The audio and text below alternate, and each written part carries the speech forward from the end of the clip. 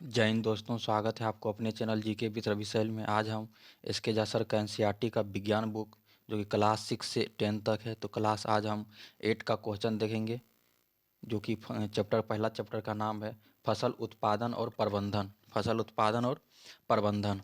तो आज का पहला क्वेश्चन हम देखते हैं। क्वेश्चन के साथ हम डिस्कशन भी देखेंगे। क्वेश्चन है पहला कि मक्का उगाने के लिए निम्नलिखित में से कौन सी परिस्थिति अनिवार्य नहीं है। मक्का उगाने के लिए निम्नलिखित में से कौन सी परिस्थिति अनिवार्य नहीं है। एक का सही आंसर हो जाएगा निम्न तापमान अनिवार्य नहीं है। तो अनिवार्य क्या है? उच्च तापमान अनिवार्य है, आर्द्रता अनिवार्य है और वर्षा अनिवार्य है। आगे इसका डिस्कशन हम देखते हैं। एक का डिस्कशन, एक नंबर का क्वेश्चन डिस्कशन है कि मक्का जो कि खरीफ फसल का है, परंपरागत रूप से मानसून के मौसम में उगाया जाता है।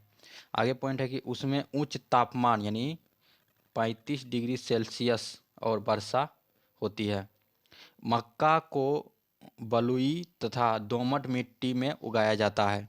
मक्का को बलुई तथा दोमट मिट्टी में उगाया जाता है। आगे संयुक्त राज्य अमेरिका मक्का का सबसे बड़ा उत्पादक है। संयुक्त राज्य अमेरिका जो है मक्का का सबसे बड़ा उत्पादक है। आगे आगे है कि भारत में चावल और गेहूं के बाद मक्का तीसरी सबसे महत्वपूर्ण खाद्य फसल है। आगे है कि भारत में प्रमुख मक्का उत्पादक राज्य आंध्र प्रदेश जो कि 20.9% होता है, कर्नाटक जो कि 16.5%, राजस्थान जो कि 9.9%, आगे महाराष्ट्र 9.1%, आगे बाद बिहार है जो कि 8.9% इत्यादि है। आगे है कि ये खरीफ फसलें बरसात के मौसम की शुरुआत में बोई जाती है।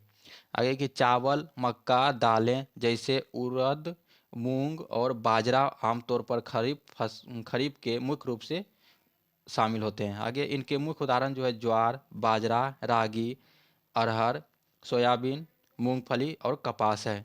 आगे है कि रबी की फसल शीत ऋतु यानी अक्टूबर मार्च तक में बोई जाने वाली फसल है, जैसे गेहूं, चना, मटर, सरसों तथा असली अलसी उदाहरण।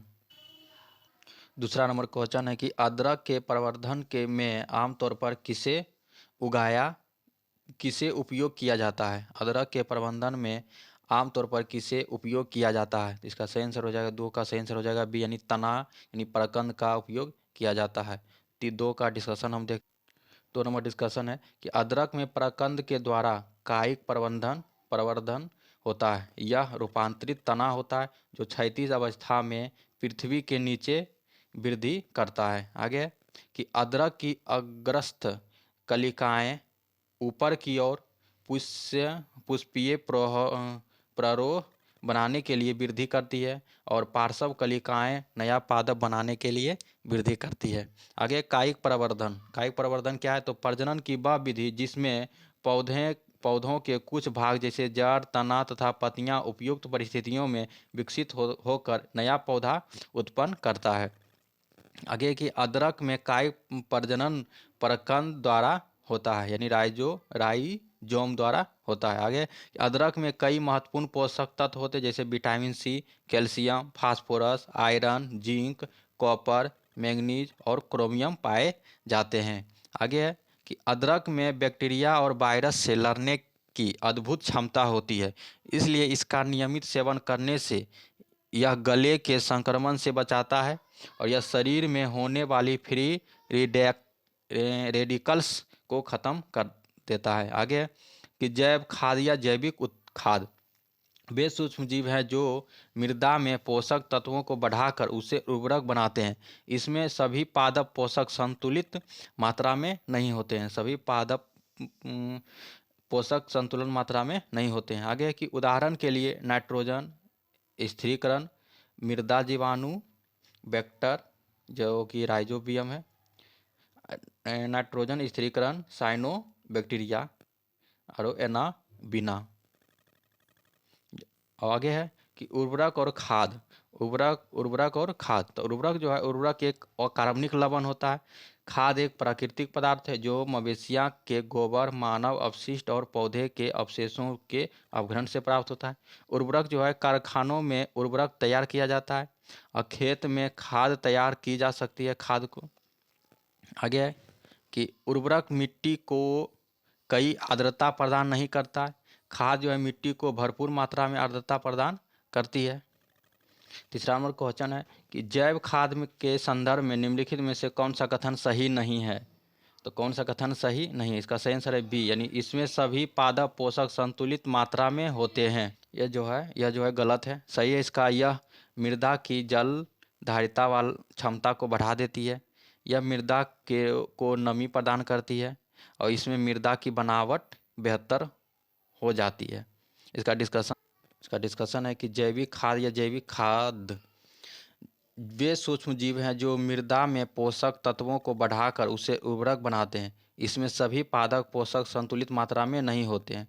उदाहरण के लिए नाइट्रोजन स्थिरीकरण, आगे मृदा जीवाणु जो कि कहते हैं एजोटो बैक्टर राइजोबियम, आगे नाइट्रोजन स्थिरीकरण साइनोबैक्टीरिया एनाबिना। इसका है उर्वरक और खाद में अंतर है कि उर्वरक और खाद, तो उर्वरक एक अकार्बनिक लवण है। खाद एक प्राकृतिक पदार्थ है जो मवेशियाँ के गोबर, मानव अपशिष्ट और पौधे के अवशेषों के अपघटन से प्राप्त होता है।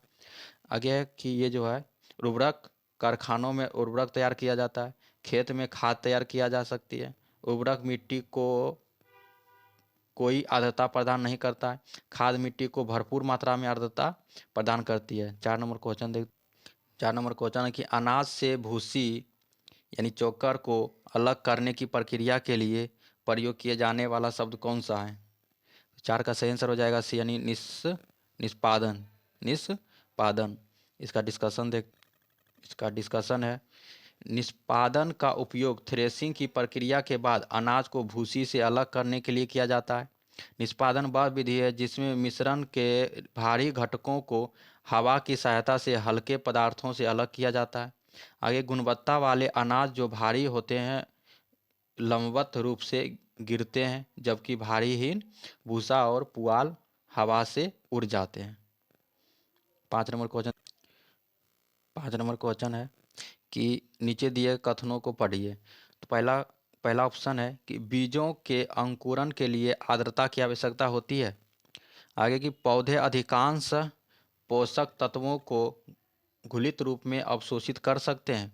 तीसरा ऑप्शन है सिंचाई करने से फसलें पाला और गर्म वायु धाराओं दोनों से बची रहती है। चौथा है कि सिंचाई करने से मृदा बनावट बेहतर हो जाती है। इसका सही बताना कि कथनों को उच्च समूच को चुनिए जिसमें संकेत मिलता है कि फसलें को सिंचाई की आवश्यकता क्यों होती है। इसका सही आंसर हो जाएगा 1 और 2 सही है। 6 नंबर क्वेश्चन है, 5 का डिस्कशन हम देख लेते हैं। 5 नंबर डिस्कशन है कि बीज के अंकुरण के लिए आवश्यक सबसे महत्वपूर्ण कारक जल, प्रकाश, ऑक्सीजन और ऊष्मा है। बीजों के अंकुरण के लिए लगभग 25 से 30 डिग्री सेल्सियस के माध्यम से तापमान की आवश्यकता होती है। मिट्टी के बीज के अंकुरण के लिए आवश्यक नहीं है। मिट्टी सिर्फ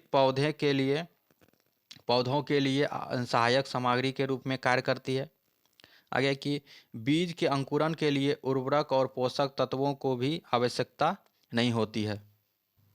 आगे है कि बीज के अंकुरित होने और पत्तियों बनने के बाद वे प्रकाश संश्लेषण की प्रक्रिया द्वारा अपना भोजन स्वयं निर्मित करते हैं। 6 नंबर क्वेश्चन देखते हैं। 6 नंबर क्वेश्चन कि खेत में से खरपतवार निकालने के लिए किसान निम्नलिखित में से कौन सा उपकरण का उपयोग करता है? तो खेत में से खरपतवार निकालने के लिए किसान कौन सा उपकरण का उपयोग करता है? 6 का सही आंसर हो जाएगा फावड़ा। इसका डिस्कशन देखते हैं। 6 नंबर डिस्कशन है कि कुदाल खरपतवार को हटाने और मिट्टी को ढीला करने के लिए इस्तेमाल किया जाने वाला एक सरल उपकरण है। इसमें लंबे हैंडल पर समकोण पर एक ब्लेड लगा होता है। यह आमतौर पर बागवानी धूल को ढीला करने और खरपतवार को काटने के लिए उपयोग किया जाता है। 7 नंबर का क्वेश्चन देखते हैं। 7 नंबर क्वेश्चन है कि उर्वरकों के संदर्भ में कौन सी बात सही नहीं है? तो 7 का सही आंसर हो जाएगा डी, ये पर्यावरण हितैषी होते हैं। ये जो सही नहीं है, सही है ये उपज बढ़ा देते हैं। उर्वरक जो है इनके अत्यधिक प्रयोग करने से मृदा में पोषकों का संतुलन बिगड़ जाता है। तीसरा है कि आमतौर से यह कम मात्रा में उपयोग किया जाता है। 7 का डिस्कशन देख 7 नंबर डिस्कशन है कि वे पदार्थ जिन्हें मिट्टी में पोषक स्तर बनाए रखने के लिए मिलाया जाता है उसे खाद एवं उर्वरक कहते हैं। आगे की फसलों के लगातार उगाने से मिट्टी में कुछ पोषक की कमी हो जाती है। इसे क्षति को पूरा करने के लिए किसान खेतों में खाद देते हैं और प्रक्रम यानी खाद देना कहलाता है। आगे है कि उर्वरक रासायनिक पदार्थ हैं जो विशेष पोषकों में समृद्ध होते हैं और उर्वरक का उत्पादन फैक्ट्रियों में किया जाता है।